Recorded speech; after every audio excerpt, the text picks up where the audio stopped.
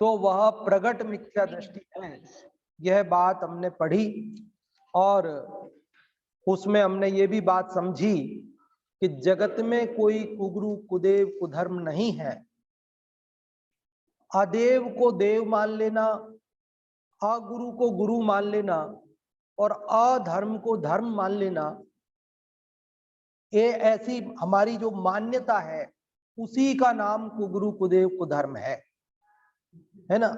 दुनिया में या तो देव है या तो देव नहीं है, या तो गुरु है या तो गुरु नहीं है, या तो धर्म है या तो धर्म नहीं है। तो जो देव है उसे देव मानना, जो गुरु है उसे गुरु मानना, जो धर्म है उसे धर्म मानना, ये तो सम्यक दृष्टि की पहचान है। और जो देव नहीं है उसे देव मान लेता है, जो गुरु नहीं है उसे गुरु मान लेता है, जो धर्म नहीं है उसे धर्म मान लेता है, ये मिथ्या दृष्टि की पहचान है। अभी अपन आगे बढ़ते हैं और आगे इसी अर्थ को दृढ़ करते हैं हुए कहते हैं 93 नंबर की गाथा। सपरावेखम लिंगम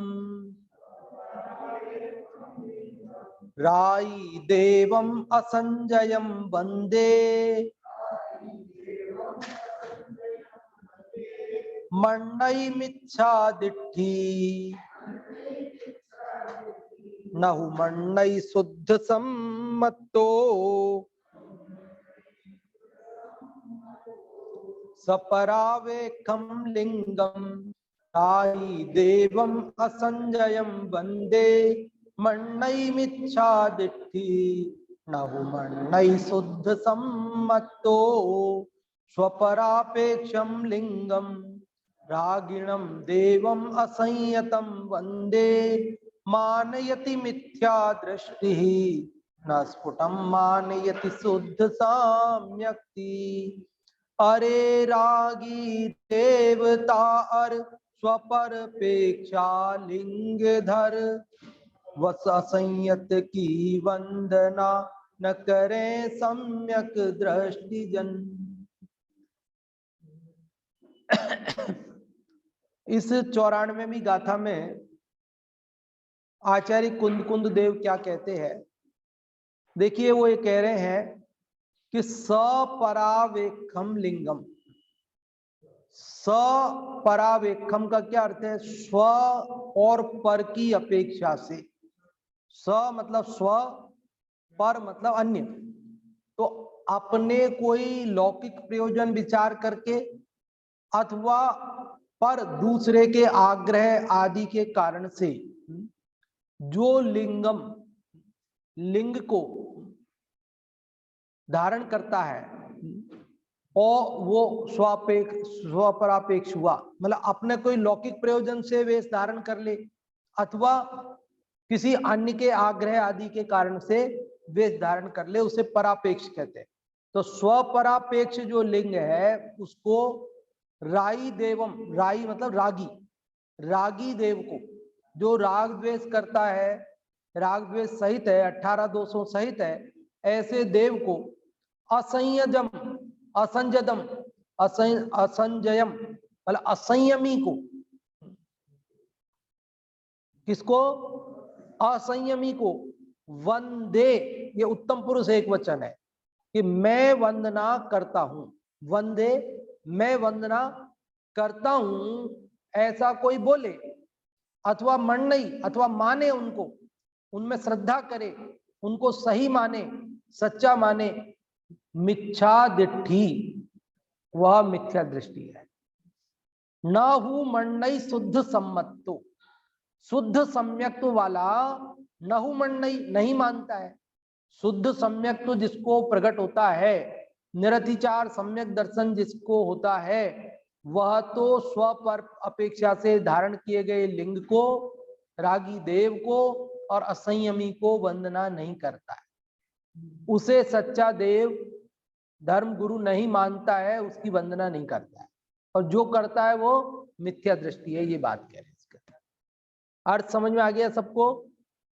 एक बार फिर से कि स्व पर अपेक्षा से धारण किए गए लिंग को, या स्व अपेक्षा मतलब जो मोक्ष का प्रयोजन है वो नहीं,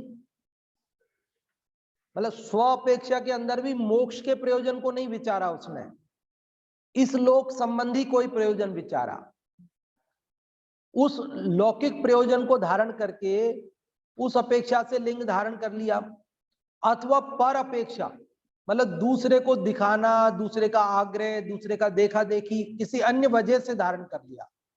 तो ये स्व अपेक्षा वाला और पर अपेक्षा वाला, स्व अपेक्षा में भी ध्यान रहे यहां मोक्ष के प्रयोजन को छोड़कर जो अन्य लौकिक प्रयोजन विचार करके धारण किया है उसकी बात है। तो स्व परापेक्ष लिंग रागी देव और असंयमी उसको वंदना करने वाला वह तो मिथ्या दृष्टि है, और जो नहीं मानता है वो सम्यक दृष्टि है। ये बात है इसका। देखो अर्थ भी पढ़ देते हैं यहां से। स्वपरापेक्ष तो लिंग, आप कुछ लौकिक प्रयोजन मन में धारण कर भेज ले, वह स्वापेक्ष है। हाँ, स्वापेक्ष समझ में आ गया ना? क्या है? अपना कोई लौकिक प्रयोजन विचार करके। अपनी अपेक्षा में दो भेद हो सकते हैं ना, एक तो ये कि भाई अपने आत्म कल्याण की अपेक्षा से, और एक अपने इस लोक संबंधी किसी प्रयोजन से, है ना। अब खुलासा इसलिए नहीं करते हैं, ये विषय बहुत सेंसिटिव है इसलिए। बाकी तो खुलासा करे तो और अच्छे से आपको बात समझ में आ सकती है। मतलब थोड़ा सा अब मैं बताता हूं, जैसे कई बार क्या होता है किसी के ऊपर बहुत कर्जा हो गया और लोन ले लिया, अब वो देख रहा है कि सब मांगने वाले परेशान कर रहे, चलो मुनि बन जाओ। तो मुनि बन जाओ तो अब क्या मांगेगा मेरे से? मुनि के ऊपर तो कोई केस मुकदमा भी नहीं चलता है, वो तो लौकिक व्यवहारों से ऊपर उठ जाता है। तो ये क्या हो गया? स्वाप, यहाँ स्वापेक्षा लौकिक प्रयोजन, लौकिक प्रयोजन विचारा ना उसने। क्या प्रयोजन विचारा? भाई कर्जा हो गया, बहुत लोन ले लिया जगह जगह से, अब सब मांगते हैं, अब अपन कहीं चुका सकते नहीं है, अब वो क्या करें?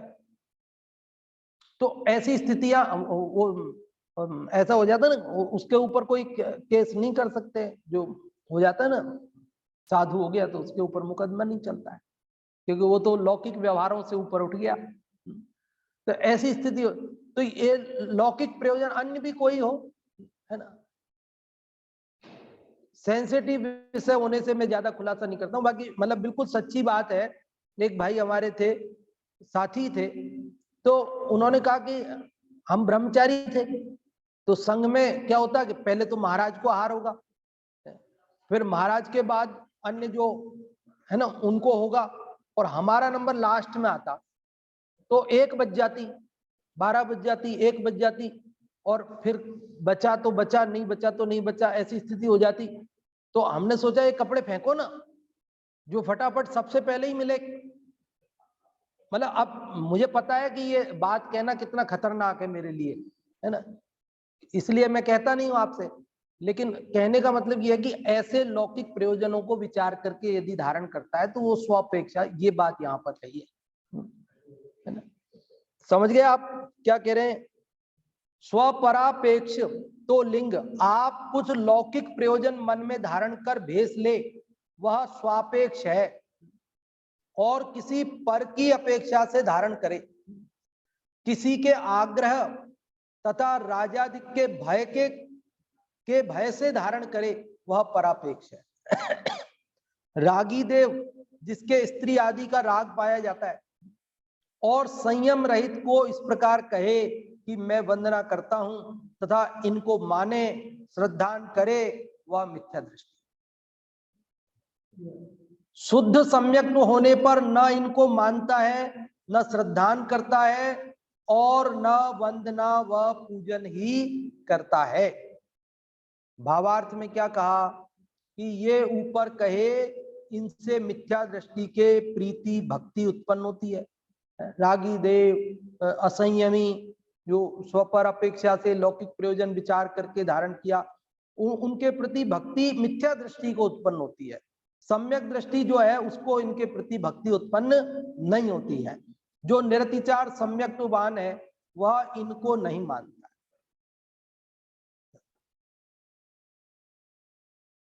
ऐसा लोक में वो दोहा चलता है, बोल देते हैं, सुना होगा ना आप लोगों ने। मूंड मुंडाए तीन गुण, सिर की मिट जाए खाज, खाने को लड्डू मिले लोग कहें महाराज, है ना। तो ऐसे प्रयोजनों को विचार करके तो वो स्वपरापेक्ष में इसमें समझना आप, या स्वपेक्ष में वो नहीं है जो मोक्ष का प्रयोजन। इधर जो पीछे देखो आप, इसके अंदर है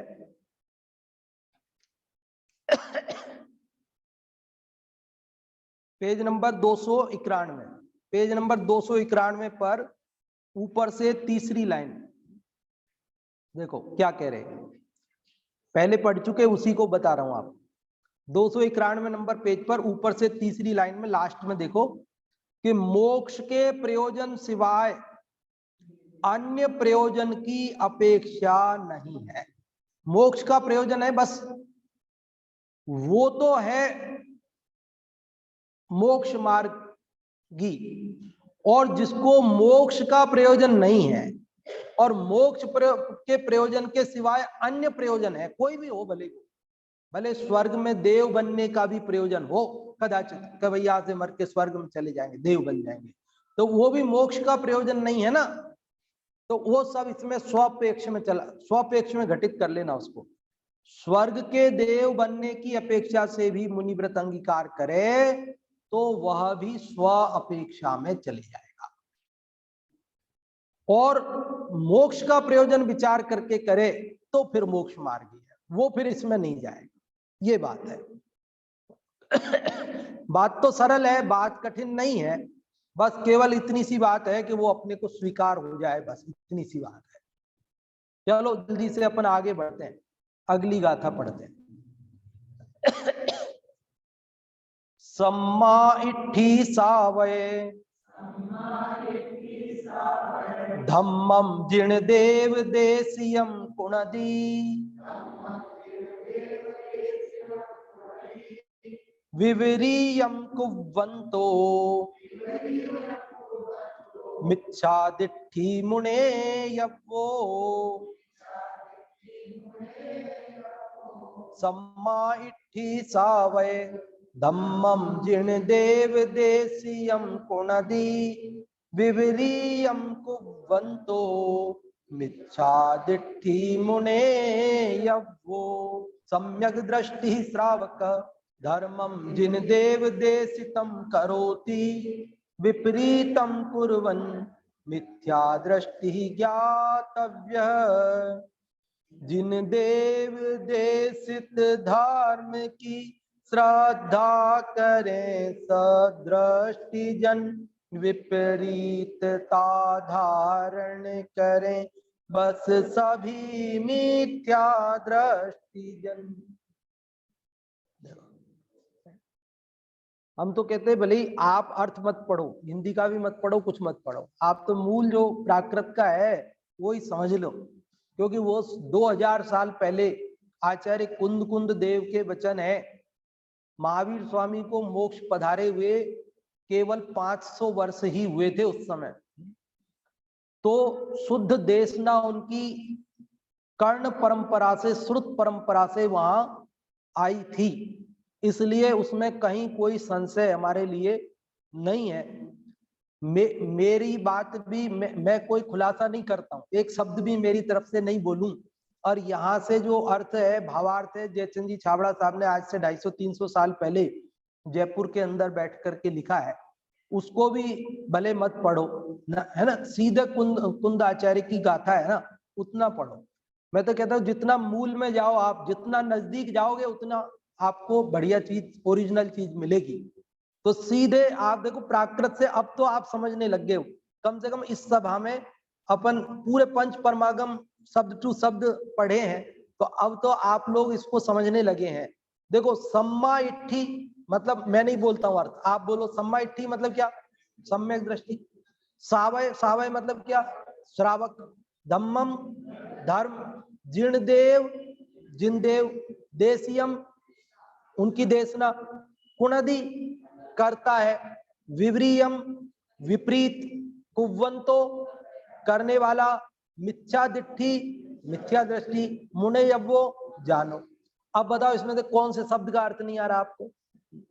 मैंने तो बताया नहीं, आपने बताया। अब तो आप सीधे आचार्य कुंकुम देव की बात को समझ सकते हो। क्या कह रहे हैं कि सम्यक दृष्टि श्रावक जिन देव द्वारा देशित मतलब उपदेशित धम्मम धर्म को कुणदी करता है। पहली लाइन का क्या अर्थ हुआ? सम्यक दृष्टि श्रावक जिन देव के द्वारा उपदेशित धर्म को करता है, उसका पालन करता है। विवरीयम कुब्बंतो मिच्छा दिट्ठी मुने, वो इससे विपरीत कुब्बंतो करने वाला मिथ्या दिट्ठी मिथ्या दृष्टि मुने, वो उसे जानना चाहिए, मानना चाहिए कि वो मिथ्या दृष्टि है। सीधा सीधा अर्थ है। क्या अर्थ है? कि जो जिनेंद्र भगवान का कहा हुआ उपदेश है, धर्म है, उसको जो करता है, उसका जो पालन करता है, वह तो सम्यक दृष्टि है। और जो उसके अलावा अन्य कुछ अपनी मान्यता से करता है, वो मिथ्या दृष्टि है। ये इतनी सी बात है, बिल्कुल सीधी सरल बात है। सम्यक दृष्टि और मिथ्या दृष्टि में कोई ज्यादा अंतर नहीं है, यूं भी कह सकते हो आप, या बहुत ज्यादा अंतर है, ऐसा भी कह सकते हो। भाई दृष्टि तो दोनों में है, मिथ्या में भी दृष्टि है, सम्यक में भी दृष्टि, दृष्टि तो दोनों में। अब जो अंतर है वो मिथ्या और सम्यक का है बस। क्या कह रहे हैं? हाँ, एक सही मानता है और एक गलत मानते तो दोनों ही है, लेकिन एक गलत मानता है, एक सही मानता है। और सही मानने वाला सम्यक दृष्टि है और गलत मानने वाला, इतनी सी बात है। तो भाई ये सफेद रंग है और इसको सफेद को सफेद माने, वो सही मान रहा है, और ये सफेद है और इसको काला माने, वो गलत मान रहा है। इतनी सी बात है। सम्यक दृष्टि और मिथ्या दृष्टि में उसका सम्यक दृष्टि और मिथ्या दृष्टि, उनका फल तो बहुत अंतर है, जो रिजल्ट आएगा ना उसमें तो बहुत अंतर है। सम्यक दृष्टि का फल आएगा मुक्ति और मिथ्या दृष्टि का फल आएगा संसार। और यो तो दृष्टि तो आत्मा का गुण है, वो तो दृष्टि क्या है? दृष्टि मतलब श्रद्धा, श्रद्धा गुण है ना, श्रद्धा गुण, उसके लिए यह दृष्टि शब्द है। तो श्रद्धा गुण तो आत्मा का है, वो सब में है, जितने भी जीव हैं उन सब में श्रद्धा गुण है। अब बात यह है कि श्रद्धा सम्यक की क्या मिथ्या की? वस्तु का जैसा स्वरूप है वैसा माना या उल्टा माना? जैसा है वैसा माना तो सुखी होएगा, जैसा है वैसा नहीं माना तो दुखी होएगा, सीधी सी बात है। अब यहां आग जल रही है और हमने जाना कि ये आग है, हमने ये माना कि ये आग है, हमने ये माना कि ये जलाएगी, और हमने उसमें हाथ नहीं दिया, हम उससे बच के निकले। ये तो क्या हुआ? सुखी हो गए, बच गए जलने से। और हमने उस आग को क्या समझा? कुछ नहीं, बालू रेत है, कुछ नहीं है, पानी है, कुछ नहीं है, और हमने उसमें पैर धर के निकल गए। तो क्या होगा? कि जलन होगी, दुखी होंगे। तो दुखी और सुखी क्यों हुए? दुख और सुख का संबंध किससे है? आग से नहीं है, आग ने नहीं जलाया आपको, आग की वजह से दुखी नहीं हुए। अगर आग की वजह से दुखी होता तो वो पहले वाला भी दुखी होता। भाई आग की वजह से नहीं दुखी हुए, दुखी हुए हम अपने अज्ञान के कारण, दुखी हुए हम अपने मिथ्या ज्ञान के कारण, दुखी हुए हम मिथ्या मान्यता के कारण। भाई जिसने जाना कि ये आग है और ये जलाएगी, इससे बच के जाना है। ये कांटा है, चुभ जाएगा, ये कांच है, चुभ जाएगा, ये पत्थर है, इससे लग जाएगी, ये गड्ढा है, ये कीचड़ है, इससे मैं बच के निकल गया तो काम खत्म। करना क्या है? वो तो रास्ते में जो चीज, बहुत सारी चीजें पड़ी है, अब जो जैसी है वैसी मान करके उससे बच के निकल। और हमने उसको ठीक से देखा ही नहीं, ठीक से माना ही नहीं, जो था वैसा माना नहीं, और कुछ अन्य था मान लिया, तो बस यही दुख का कारण है। दुख का कारण कौन है बताओ? है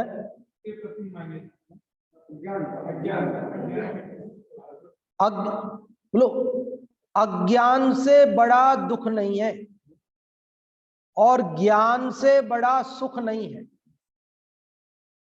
अज्ञान से बड़ा अंधकार नहीं है और ज्ञान से बड़ा प्रकाश नहीं है।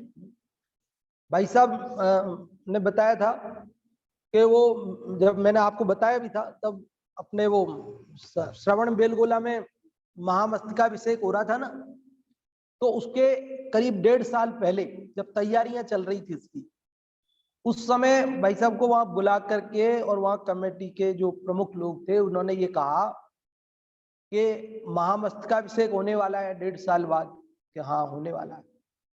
तो बोला आपको तैयारी करनी। कि क्या तैयारी करनी? मैं क्या तैयारी कर सकता हूँ? तो बोले आप विद्वान हो तो आपको विद्वान जैसी तैयारी करनी। क्या तैयारी करेंगे बताओ, आप बताओ क्या करना है हमको। तो बोले आप अक्षराभिषेक करना। क्या करना?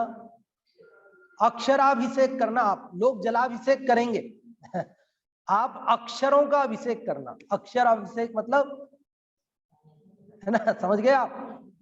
तो बोले ये कैसे होगा, क्या करना है? तो उन्होंने कहा ऐसे करना, आप, अब मुझे संख्या याद नहीं, शायद 108 ग्रंथ या ऐसा कुछ उन्होंने कहा कि 108 ग्रंथ, संख्या में कुछ अंतर हो सकता है, मेरे ध्यान में नहीं हो, तो 108 ग्रंथ जो आज तक अप्रकाशित हैं, पूर्वाचार्यों के पुराने जो ग्रंथ हैं, मूल आचार्यों के ग्रंथ हैं और वो आज तक अप्रकाशित हैं, ऐसे आप खोजो और खोज करके उनको छपवाओ। ये 1.5 साल के अंदर ये काम करना है कि ये 108 ग्रंथ अपने जो अप्रकाशित है, आज तक छपे नहीं है, मूल आचार्यों के पुराने, वो खोज करके आप छपवाओ। ये काम हो जाएगा, ये अक्षराभिषेक इस मौके पर हो जाएगा। तो उन्होंने 5 आदमी की कमेटी बना करके विद्वानों की, और वो काम उन्होंने 108 ग्रंथ सर्च करके छपवा के और सुंदर बढ़िया, तो उन्होंने जब वो छप गए तो वहां उन्होंने, कमेटी ने चांदी की वो बनवाई, गोदरेज की अलमारी, पूरी चांदी की गोदरेज की अलमारी बनवाई। अब बनवा करके उसमें पूरे 108 ग्रंथों को विराजमान किया और विराजमान करके और उन्होंने, उपराष्ट्रपति जी थे उस समय हमारे देश के, उनको आमंत्रित किया कि उपराष्ट्रपति जी आप पधारिए, हम आपके कर कमलों से इसका विमोचन करवाएंगे। तो उपराष्ट्रपति जी आए उसका विमोचन करने के लिए। तो उस समय भाई साहब को कहा, वीर सागर जी को, कि आपको बोलना है, उपराष्ट्रपति जी यहाँ आएंगे तो आपको बोलना है उनके सामने। तो उनको बोलने के लिए कितना टाइम दिया था? 120 सेकंड।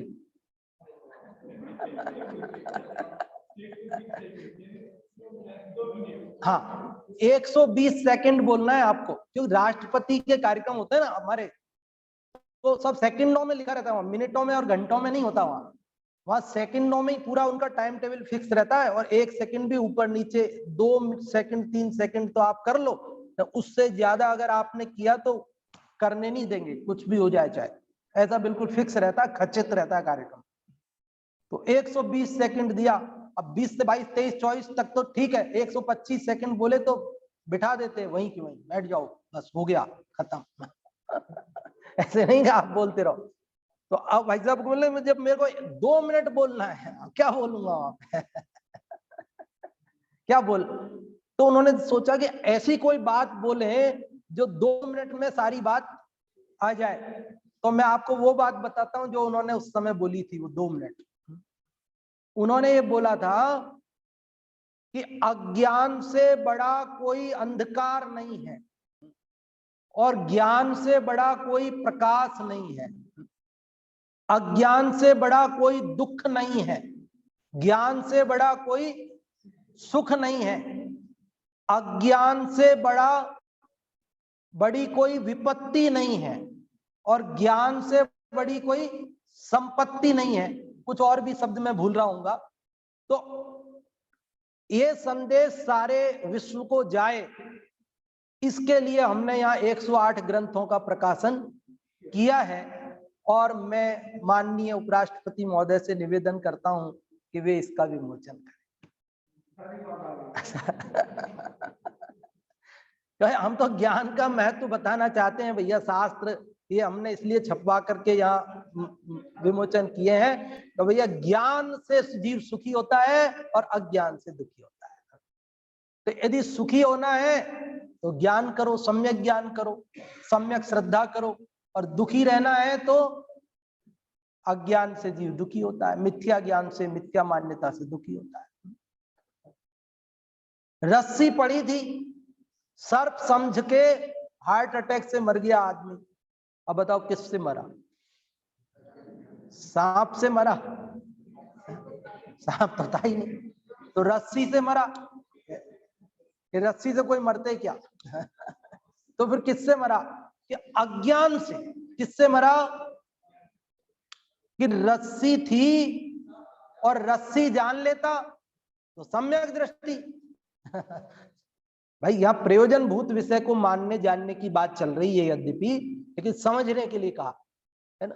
सही जान लेता तो कोई दिक्कत नहीं थी, और गलत जान लिया तो बस यही दिक्कत है सारी की सारी। आज तक मैं जीव हूं, मैं शुद्धात्मा हूं, मैं ज्ञान स्वभावी हूं, मैं केवल जानने देखने वाला हूं, ऐसा हूं और ऐसा माना नहीं।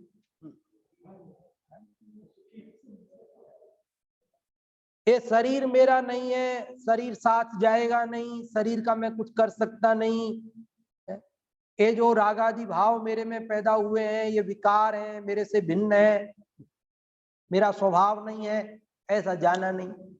उनको ही अपना मान करके बैठा रहा, इसलिए मैं दुखी रहा। और अब आचार्य भगवान यही कह रहे हैं कि भैया अपने स्वभाव को पहचान लो, सच्चे देवता गुरु को पहचान लो, सच्चे धर्म को पहचान लो, जो तुम्हें सही बात बताए, सही मार्ग पर ले जाए। ऐसे सच्चे देवता गुरु को पहचान करके उनको नमन करो, वंदन करो, उनकी बात का पालन करो, अनुपालन हो, तो तुम सुखी हो जाओगे, तुम सम्यक दृष्टि हो। और यदि तुम विपरीत करोगे तो तुम दुखी रहोगे, मिथ्या दृष्टि रहोगे। बस इतनी सी बात है, सरल सी बात है। नकली माल को असली मान लेंगे तो अपने को ही दुखी होना पड़े, और असली को असली मानेंगे तो अपने सुखी हो जाए। इतनी सी बात है, कोई बात बड़ी नहीं है। मैंने पहले ही कहा आपसे, बात कठिन भी नहीं है, लेकिन केवल इतनी सी बात है कि हम प्रमाद छोड़ करके, आलस्य छोड़ करके और निर्णय कर लें। बस इतनी सी बात है। अपन ने क्या है कि आज तक प्रमाद नहीं छोड़ा, गफलत में रहे, गफलत में। अब होगा ना कुछ बाबा, जो होगा ना ठीक है ना, क्या करना है, होगा ना कुछ, होगा ना कुछ, होगा ना कुछ करके चलता जाए। लेकिन क्या है, क्या नहीं है, क्या स्वरूप है, क्या है? मेरे सुखी होने का मार्ग है, क्या मेरे दुख का कारण है, ऐसा मैंने पहचाना नहीं। बस इतनी सी बात है। क्या कह रहे हैं देखो, जिन देव देशित धर्म की श्रद्धा करें सदृष्टि जन, विपरीतता धारण करें बस सभी मिथ्या दृष्टि जन।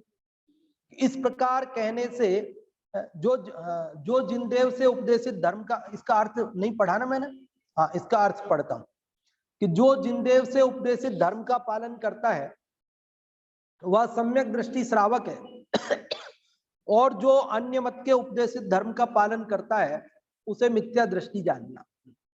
अब कोई ये कह सकता है कि ये तो पक्षपात हुआ, सब अपने अपने को सच्चा कहते, तो आप भी अपने को सच्चा कह रहे हो, ये तो पक्षपात वाली बात हुई। ये तो कहते भाई ये पक्षपात वाली बात नहीं है, मेरा है सो खरा, ये तो बात है गलत। क्या कहा, फिर से सुनो, मेरा सो खरा, ये तो अज्ञानी की बात है। ज्ञानी तो ये कहता है जो खरा सो मेरा। दोनों में अंतर है। एक कहता है मेरा सो खरा, और दूसरा कहता है खरा सो मेरा। दोनों में बहुत अंतर आ गया ना। अज्ञानी कहता है मेरा खरा, अरे मेरा है वो सच्चा है, अरे मेरा है वो सच्चा नहीं, मैं तो ये कहता हूं जो सच्चा है वो मेरा है, भले मेरा भी हो लेकिन वो गलत है तो गलत है। आज तक भले मैं उसे अपना मानता रहा, मैं अभी छोड़ने तैयार हूं 1 सेकंड के अंदर, मुझे क्या दिक्कत है। अगर मैंने गलत को सही मान के बैठा हूं तो उसे छोड़ने तैयार हूं, और यदि तेरा सच्चा है तो मैं तेरे को मेरा बनाने तैयार हूं, स्वीकार करने तैयार हूं, मुझे क्या दिक्कत है। क्योंकि मेरे और तेरे से मेरा भला नहीं है, मेरा भला खरे से है, सच्चे से है। तो मैं तो तर्क की तुला पर कस के देखूंगा, मैं तो देव की भी परीक्षा कर, हमारे यहाँ तो अनंत भगवान की परीक्षा करते हैं। हाँ, और टोडरमल जी साहब मोक्ष मार्ग प्रकाशक में लिखते हैं कि तुम बिना परीक्षा के सच्चे को भी सच्चा मानते हो, वो भी सच्चा नहीं माना तुमने। क्या कहा? सच्चे देव सा गुरु को भी यदि बिना परीक्षा के तुमने मान लिया तो वो नहीं माने के बराबर है वो, क्यों 1 सेकंड में फिसलेंगे हम। हाँ, इसमें भी आया ना, उसमें भी आया था। तो मतलब क्योंकि निर्णय नहीं किया ना, तो मैंने उदाहरण भी दिया था। जैसे क्या उदाहरण दिया, जैसे मैंने आपसे कहा कि जैसे कोई भी बात कही कि साहब आज अखबार में ऐसा आया था, और फिर दूसरे ने कहा नहीं मैंने तो अखबार पढ़ा था, आज पूरा पढ़ा, उसमें तो ऐसा नहीं आया। तो हम तुरंत कहेंगे अब क्या पता भाई नहीं आया होगा, मेरे को भी वो उसने कहा था, मैंने भी तो पढ़ा नहीं है। लेकिन यदि मैंने खुद पढ़ा होता तो फिर कोई कहता कि मैंने पढ़ा उसमें तो नहीं आया, तो मैं क्या बोलता कि नहीं नहीं आया है, मैंने पढ़ा है, 3 नंबर पेज पे है, ऊपर वापस पढ़ो जाओ। वो कहता नहीं नहीं मैंने वापस पढ़ लिया, फिर भी नहीं है उसमें, तो भी मान लेते कि अपन कि नहीं मैंने पढ़ा है, अपनी आंखों से पढ़ा है, लाओ अखबार मैं बताता हूं। बोलो, तो विश्वास कब आया? जब मैंने स्वयं निर्णय किया, पढ़ा, देखा खुद। और यदि बिना देखे केवल सुने सुनाए, केवल परंपरा से, रूढ़िवादिता से, अंधविश्वास से जो चला आया, हमारे बाप दादा ऐसा ही करते थे, हम भी ऐसे ही करते हैं, हम भी, तो फिर ये तो फिर क्या है, सभी करते हैं ऐसे। तो सबकी कुल में जो मान्यता चली आई है वो मान्यता सभी करते हैं, उसमें क्या हम नया क्या करते हैं। कि भले मेरे बाप दादे करते हो, लेकिन मैं स्वयं निर्णय करूंगा कि क्या यह बात सच्ची है या नहीं। और जब वह निर्णय पहुंचेगा कि हाँ सही है तो मानूंगा, और नहीं तो नहीं। ये बात है। देखो भावार्थ भी पढ़ते हैं। इस प्रकार कहने से यहां कोई तर्क करे कि यह तो अपना मत पुष्ट करने की पक्षपात मात्र वार्ता कही। भाई हर कोई अपनी बात को सही कहता है, तो तुमने पक्षपात से ही बात कह दी। अब इसका उत्तर देते हैं। क्या उत्तर देते हैं? कि ऐसा नहीं है, पक्षपात की बात नहीं करते हैं। तो फिर कैसा है? तो जिससे सब जीवों का हित हो वह धर्म है। ऐसे अहिंसा रूप धर्म का जिन देव ही ने प्ररूपण किया है, अन्य मत में ऐसे धर्म का निरूपण नहीं है, इस प्रकार जानना चाहिए। अहिंसा परम धर्म है, ये बात तो सभी कहते हैं, ऐसा नहीं है कि नहीं कहते। हिंसा करना बुरी बात है और अहिंसा ही धर्म है, ये बात जैन ही नहीं कहते, सभी कहते, मानते भी है। लेकिन क्या होता है कि किसी ना किसी रूप में वे हिंसा को भी स्थान दे देते हैं। लेकिन जैन दर्शन सूक्ष्म हिंसा को भी स्वीकार नहीं करता है। जैन दर्शन तो ये कहता है कि धर्म के लिए भी यदि हिंसा होती है तो वो भी हिंसा है, वो भी पाप है। अन्य मत में क्या है, वो कहते हैं अहिंसा तो धर्म है, लेकिन अगर धर्म के लिए हिंसा करनी पड़े तो उसमें कोई दिक्कत नहीं। और जैन दर्शन ये कहता है कि नहीं, हिंसा तो हिंसा है, तुमने धर्म के लिए की तो भी हिंसा है। आपने देखा होगा सीरियलों में, पिक्चरों में, नाटकों में, लेखों में, कहानियों में ऐसा बता देते हैं। क्या बताते हैं? जैसे कदा वो एक बच्चा था, बहुत गरीब था, उसकी माँ बीमार पड़ गई, घर में और कोई था ही नहीं। अब वो बच्चा माँ को डॉक्टर के पास ले गया, तो डॉक्टर ने कहा कि अभी फटाफट ऑपरेशन करना पड़ेगा, और ऑपरेशन करने के लिए 50,000 रुपये चाहिए, और तुम 50,000 रुपये लाओ। तो उस बच्चे ने कहा कि डॉक्टर साहब आप तो भगवान हो, और आप मेरी माँ का इलाज करो, और मेरे पास तो पैसे है नहीं, मैं मेहनत मजदूरी करके कैसे भी करके मैं आपको बाद में चुका दूंगा। डॉक्टर साहब ने कहा नहीं, पहले यहाँ 50,000 रुपये जमा कराओ, उसके बाद ऑपरेशन होगा, नहीं तो नहीं होगा।